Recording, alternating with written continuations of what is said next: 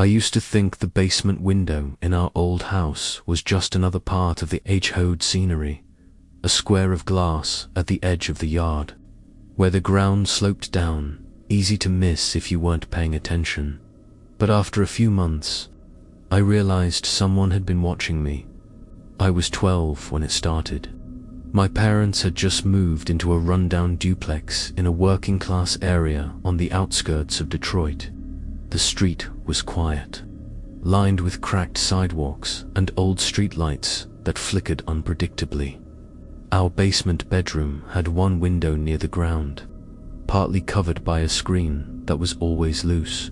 I never liked it. Something about the view outside felt wrong. At first, it was little things. Shadows at night, rustling sounds in the yard. Once I saw a pair of eyes from the corner of my vision and froze. But by the time I blinked, they were gone. I didn't tell anyone. Kids at school said it was probably just stray cats. I wanted to believe that. Then came the footprints. One Saturday morning, my mum called me down for breakfast. I went out of the basement and looked at the yard. The dirt under the window was trampled. Small, muddy footprints led to the side of the house and disappeared behind a bush.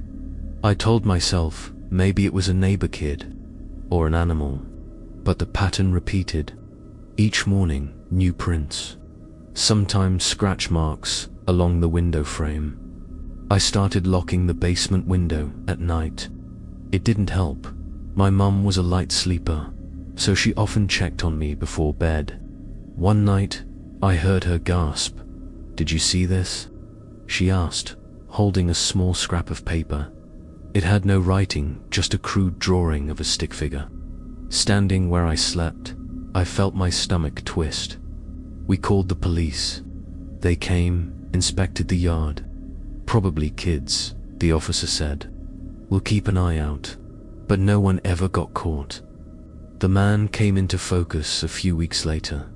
It was late afternoon. I was sitting on the front steps, drawing in my notebook, when I saw him across the street. Tall, gaunt, grey hair, baggy clothes. He didn't look like anyone from the neighborhood I recognized. His eyes fixed on me, unmoving. I froze. My pencil fell. He waved small, deliberate. I didn't wave back. I ran inside. From then on, he became a fixture. Always across the street, sitting in a car, standing in a yard, walking past slowly.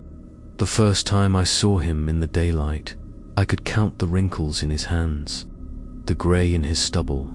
He always wore a baseball cap, pulled low, but I could see enough to know he was watching. Nighttime was worse. I'd wake up and hear faint footsteps in the yard, sometimes breathing, always outside my basement window. I tried to tell my parents, but they didn't take it seriously at first. "It's nothing," my dad said. "Probably raccoons."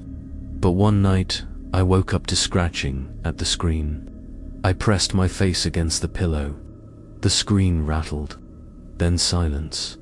I didn't sleep again until sunrise. Things escalated over the next year. I started hearing him during the day, too. His voice, low and hoarse, whispering through the screen. Mostly nonsense. Sometimes my name. I caught glimpses of him in the alley behind our house, following me to school, sitting at the end of the bus line, always silent, always watching. I didn't tell anyone again. One afternoon, I came home from school to find my mum at the top of the basement stairs, holding a metal bat. "There's someone outside," she said. Sure enough, the man crouched under the window, holding something in his hand. A knife. I froze. My mum screamed. He bolted before she could swing. We called the police immediately. This time, they found him. A man recently released from prison for assault. The officer who spoke to us later said he had a history of stalking children in the area. We thought it was over, but months later, we learned the truth. The neighbor across the street, the one who had been attacked in a robbery earlier that year, had been assaulted again. Same man, same pattern. I realized he had likely been watching me the entire time, waiting for the right moment. Not just my window, not just my yard. He had studied the comings and goings of the whole block. I couldn't sleep in that basement room anymore. My parents moved me upstairs. I left the curtains drawn for years. Even now, 20 years later, I have nightmares. I dream of shadows moving under windows, of scratches on screens, of a man watching, waiting.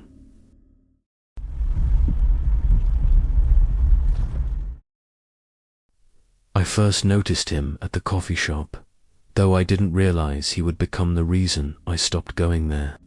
It wasn't unusual to see someone lingering near a table or nursing a latte for hours, but there was something in the way he looked at me that didn't belong. And it didn't take long before I understood I wasn't imagining it. I'm 28, living alone in Cleveland. Most of my days are predictable. Work at an architecture firm, errands, groceries, maybe a quiet cup of coffee before heading home. I like routine, but I never liked being watched. That day, I was sitting at my usual corner table in a small Dunkin' near the office. My laptop open, headphones in, lost in the lines of a blueprint. That's when I noticed him. A man in his 40s, dark coat, grey hair, sitting at the table across from mine. He wasn't reading, typing, or talking. He just sat, watching. At first, I ignored him. I told myself it was coincidence. Maybe he just liked that table. But over the next 2 weeks, I began seeing him everywhere. At the grocery store, walking past my building, standing near the bus stop when I got off work. One night, I went to the coffee shop late, after a long day. I was the only customer. He was there, same seat, same posture. I packed up my laptop and left. When I got outside, I realized the car he had arrived in was parked a block away. I ducked into a side street, hoping he wouldn't notice. He did. I saw him emerge from the coffee shop seconds later, walking slowly toward me. My chest tightened. I forced myself to stay calm. He walked past, but I felt his eyes on me until I reached my apartment. It escalated the following week. I was sitting at home on a Sunday afternoon when I heard a knock at the door. I wasn't expecting anyone. I peeked through the peephole. The man, he held a small badge. "Police," he said, flashing it at the door. I hesitated. My hand shook as I reached for the chain lock. "I'm not expecting anyone," I said. "Just need to ask a few questions," he replied. Something felt wrong. I pressed the chain tighter. "I'm busy." He knocked again, louder, more insistent. I could hear his voice through the door. "Open up. I'm just doing my job." I stayed quiet, heart hammering. Eventually, he walked away, but I didn't breathe until hours later. The next morning, I reported him to the real police. The officers were skeptical at first. "Fake badges happen," they said. But when they checked the area, they discovered he had a car full of weapons needs, lockpicks, pepper spray. I stopped going to the coffee shop, stopped walking alone. Every street, every window felt unsafe. Even then, I thought it might be over. Months later, I tried online dating again. I matched with someone named Mark. Charming, funny, attentive. We had been chatting for weeks when he suggested we meet at a local bar downtown. I didn't recognize him at first, but when I walked in, my stomach sank. It was the same man. Same grey hair, same thin face, same cold, calculating smile. He didn't acknowledge my fear. He just said, "I've been waiting for this." I forced myself to smile, laugh at his jokes, pretend everything was normal. I ordered a drink, kept conversation light. and prayed the night would end soon. After dinner, he suggested we continue at his apartment. I hesitated. My instincts screamed. I agreed to walk him to the elevator, then slipped out before he could reach the door. The following week, I reported everything to the police again. They warned me he had crossed states before, tracking victims with meticulous planning. He wasn't just obsessed, he was dangerous. I moved apartments, changed routines, and avoided all public places where I had seen him. Every time I logged into social media or walked past a cafe, I imagined his eyes following me. I learned that once someone becomes obsessed, distance doesn't matter. Time doesn't matter. They study, they wait, and sometimes they reinvent themselves just to get closer. Even now, months later, I still scan the streets when I walk alone. I double-check IDs, locks, and the reflection of every window I pass. And I never forget the way he whispered, calmly, during our date, "Why did you make me wait so long?"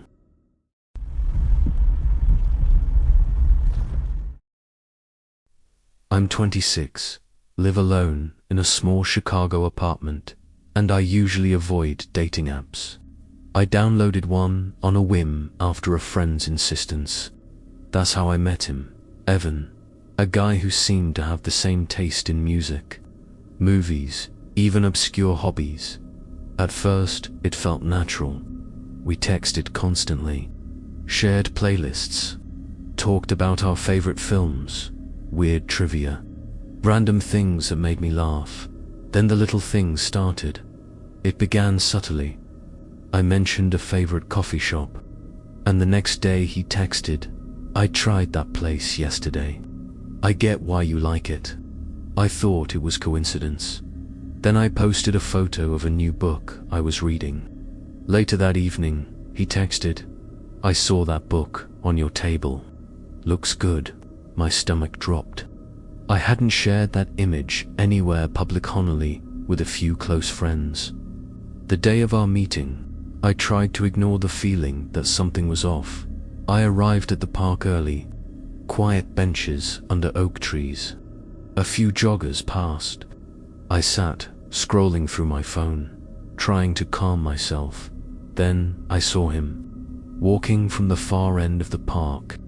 Same build as in his photos, same smile. But something about his walk made me uneasier to calculated. Measured, he sat down across from me. "Hi," he said, friendly, easy, like nothing was wrong. I forced a smile. The first 30 minutes were fine. Conversation, light. Laughs, small talk.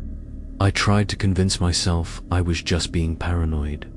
Then he leaned back, fingers tapping the edge of the table. "You really like sitting under this tree, don't you?" he asked. I froze. That bench was my spot. I had never told anyone, not even my friends. I laughed nervously. "Yeah, I guess." He smiled, calm, patient. "I saw you here before." I started noticing the details he knew.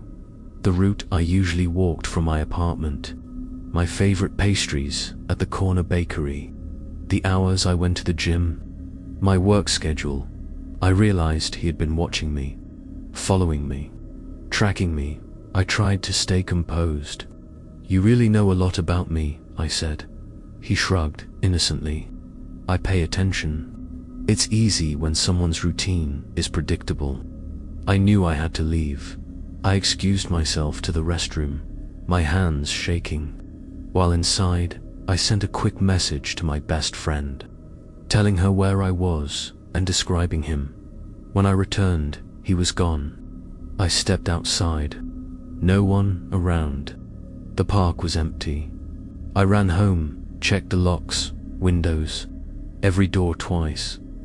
Over the next few weeks, it continued.